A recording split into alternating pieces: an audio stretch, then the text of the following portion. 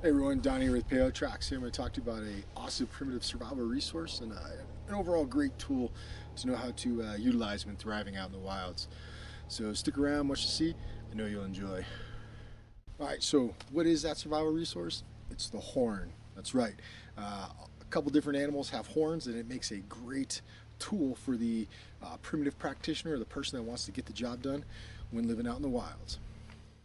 Now, how I use a horn is basically one overall function, but it can do kind of multiple things. And I use it as a vessel. I use it as some sort of carrying or containment vessel.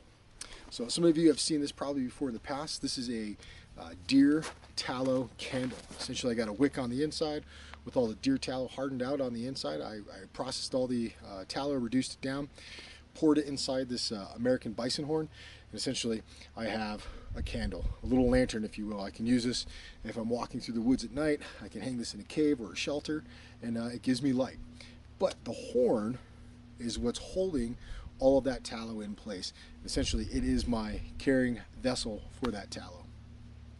Another way that I use horn is again as a vessel, but for carrying water. This is a water horn. Essentially I have a corked off top. This is a piece of wood with goat skin wrapped around it. You can still see it's wet. I just finished it off.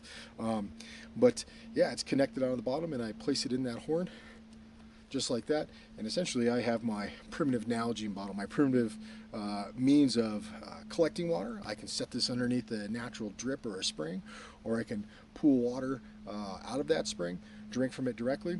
I can also collect that water, cork the top, and then go along my way. Another really awesome reason why I like to use the horn as a water vessel is there's quite a bit of snow around. I can scoop some snow up inside this horn and I can just whoosh, cork the top just like this.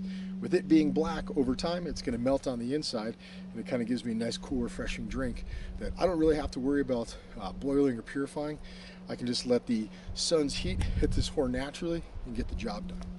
From that as well, I can also scoop snow up inside this horn, stick this horn into the ground just like this, let it sit there, let the sun hit it, melt it, I've got a drink. I can also do this next to a fire. I'm not boiling the water, but I can stick this, prop this up between two rocks, let that residual heat from that fire heat that snow on the inside, and then I got a drink. Last way that I typically employ horn is as a fire carrying mechanism. This is a fire horn. I've got a piece of leather wrapped around the top, a little bit of an opening that allows oxygen to get in, but nothing to directly penetrate it. What I can do with this, and that I typically do moving from camp to camp to camp, is I have a piece of leather, a protection layer that goes over the top, and on the inside I can drop a coal surrounded by ash on the inside, or a hot ember, or something that's going to give me at least 30 minutes to about an hour's worth of burn as I move from location to location. I can drop it on the inside, cover it up, protect it, give it a little bit of oxygen.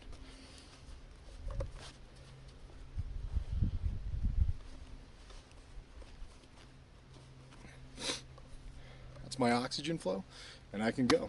So not only can I carry the fire, it just allows me to avoid having to do another hand drill set or bow drill friction fire set. I have a hot coal, proper tinder bundle, I can blow it into flame.